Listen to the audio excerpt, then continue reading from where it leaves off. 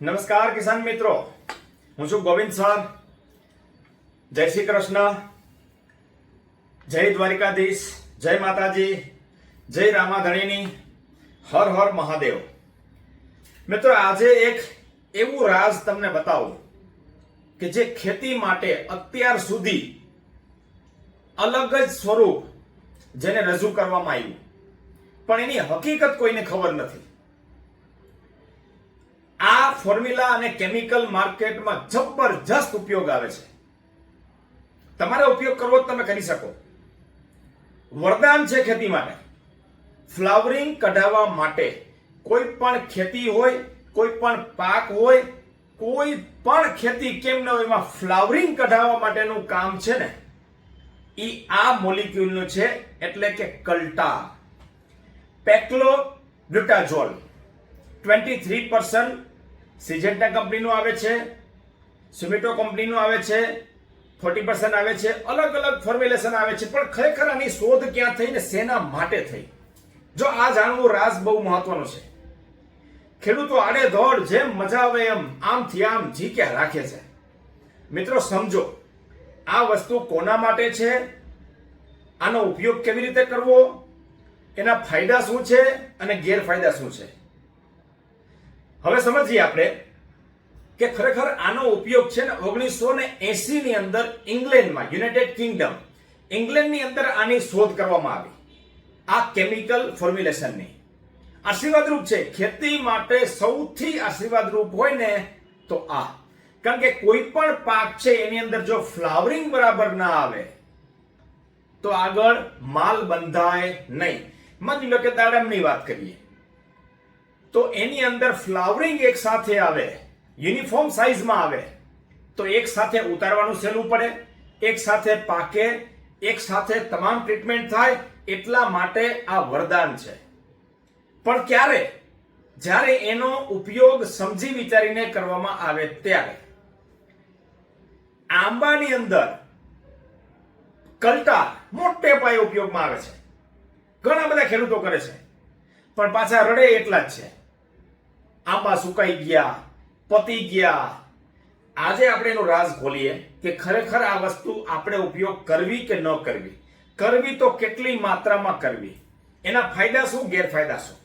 Myself Govind sir, I am a teacher of English. Today we are going to discuss about Paclobutazole SC formulation. આજે આપણે જે ચર્ચા કરવાની છે ને, એ એવી ચર્ચા કરવાની છે કે ખેતીના આયામ બદલાઈ જશે.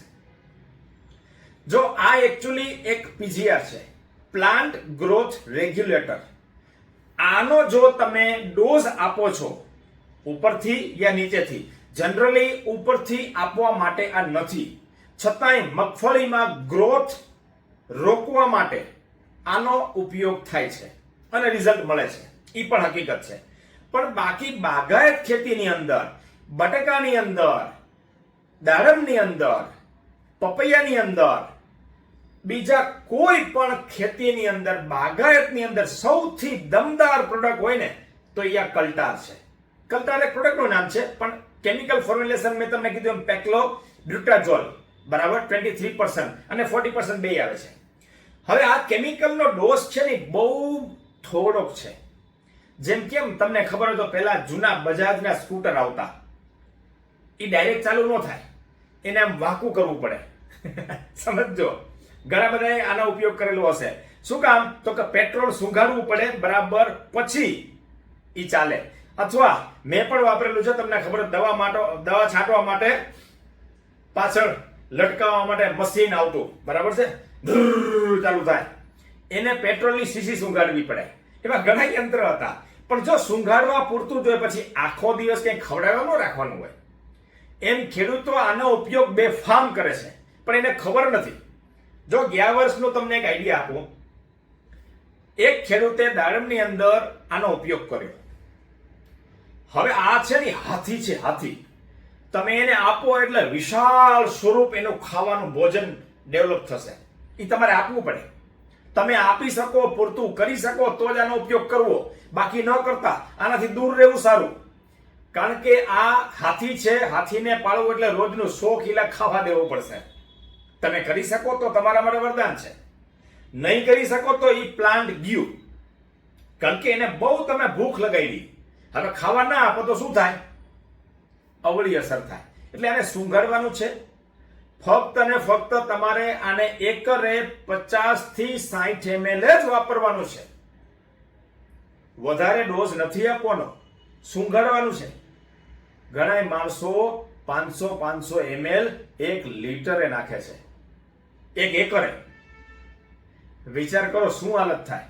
હવે આજી છે ને ફોર્મ્યુલેશન, એનો મતલબ એ થાય કે પ્લાન્ટને એ અંદરથી નક્કી કરે છે અને તૈયાર કરે છે કે તારે જે કંઈ પણ સ્ટોરેજ છે ને મંડો ફેંકવા. એટલે જે કંઈ પણ છે એ બધું બહાર કાઢશે. ફ્લાવરિંગ અતિશય જેટલું સ્ટોરેજ છે ને, એમ કેમ તમને ખબર હોય તો કોલગેટ આપણે વાપરી છીએ ઘરે બ્રશ કરવા માટે, પૂરો થઈ ગયા ત્યારે આપણે ગુજરાતી છીએ, એકદમ દબાવીને બહાર કાઢીએ ને, એક પણ રાખવા ન દે. એમ આ કેમિકલ ફોર્મ્યુલેશન જો તમે જમીનમાં આપ્યું તો એનો મતલબ એવો થયો કે તમામ વસ્તુ અંદરથી નીચવીને બહાર કાઢશે, અંદર જે હશે એ બહાર કાઢશે. પણ હવે સમજવા જેવું છે, બહાર નીકળ્યા પછી તમે એને સાચવી શકશો ખરા? કારણ કે એક સાથે 1000 ફૂલની કેપેસિટીમાં ફ્લાવરિંગ ફેંકાશે. બરાબર? 1000 ફ્લાવરિંગ જો સેટ થાય તો ખેડૂત તો આબાદ થઈ જાય, કરોડપતિ થઈ જાય. પણ એને બધાય ફ્લાવરિંગમાં તમે કન્વર્ટ નહીં કરી શકો, જીંદવામાં અથવા તો ફ્રૂટમાં કન્વર્ટ નહીં કરી શકો. શું કામ? એવું ખોરાક આપવો પડે, એવી તાકાત આપવી પડે, ઓર્ગેનિક મેટર આપવી પડે, 0.34 તાકાત દબાવીને આપવું પડે, ડબલ ડોઝમાં, ઉપરથી નીચેથી, ત્યારે એની પૂર્તિ થાય. અને વધારે ઉપયોગ કરવામાં આવે તો આનો વિનાશ નક્કી છે, જેનું પરિણામ આંબાના ખેડૂતોએ ભોગવી લીધું. હવે દાડમ વાળાનો વારો છે. મિત્રો, ફક્ત સૂંઘાડવાનો છે 50-60 ml, એનાથી વધારે એની જરૂર નથી. બરાબર? ફ્લાવરિંગ કઢાવવું હોય, વાપરવું હોય, નો પ્રોબ્લેમ, પણ થોડુંક સૂંઘાડો. પણ હવે ગેરફાયદા સમજી લ્યો. જો તમે આનો ઉપયોગ કરો છો તો એક સાથે ફ્લાવરિંગ આવશે, પણ જો ન કરે નારાયણને વરસાદ આવ્યો, ભયંકર આંધી આવી, જો વરસાદ પડે એટલે સ્વાભાવિક છે ફૂલની અંદર પાણી ભરાશે. એ કપાસ હોય, દાડમ હોય કે બીજું કોઈ પણ ફ્લાવરિંગ હોય, એમાં પાણી ભરાશે એટલે કોઈ માર્કેટમાં મોલિક્યુલ એવું નથી કે જેને બચાવી શકે. એ ખરી જ પડશે, એ હકીકત છે. કારણ વરસાદની સામે ટકવા માટે કોઈ મોલિક્યુલ માર્કેટમાં નથી. હવે તમે બીજી વાર પછી ફ્લાવરિંગ કઢાવવું હોય, નહીં આવે, કારણ કે અંદર જે કંઈ હતું એ બધું બહાર આવી ગયું. બરાબર? સમજજો તો ઉપયોગ કરજો. વરસાદ છે અને તમે ઉપયોગ કરો છો, ફ્લાવરિંગ જોરદાર આવશે, પરફેક્ટ, કાંઈ ઘટે નહીં. એની વૃદ્ધિ છે ને રોકી દેશે, આગળ કોઈ હિસાબે નહીં જવા દે.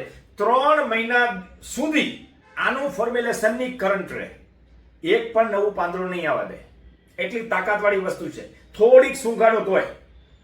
હવે વધારે આપો તો શું થાય ખબર છે? એ મૂર્છિત અવસ્થામાં વયું જાય, પછી એમાંથી બહાર કાઢો, બીજા 4 મહિના નીકળી જાય. ગમે એ મોલિક્યુલ આપો મિત્રો, નીકળે જ નહીં. એટલે બહુ સમજી વિચારીને આનો ઉપયોગ કરવો. ઉપયોગ કરો, આશીર્વાદ છે. ખેતી માટે આવ્યા પછી બહુ જબરજસ્ત ફાયદો થયો. એક સાથે ફ્લાવરિંગ આવે, એક સાથે ફ્રૂટ બને, એક સાથે માલ ઉતરે, કેટલો ફાયદો કોઈ પણ પાકની અંદર. પણ આનો ઉપયોગ કરતા તમને ખબર હોવી જોઈએ. ખાલી સૂંઘાડવાનું છે, બરાબર? બહુ ઝાઝું આને હેબિટ પડવાની નથી. એમ લાગે કે હાવ આપણે અત્યારે ખેતીમાં કંઈ મળતું જ નથી, તો તમે આનો ઉપયોગ કરો તો આશીર્વાદ છે. 100% આનો ફાયદો છે.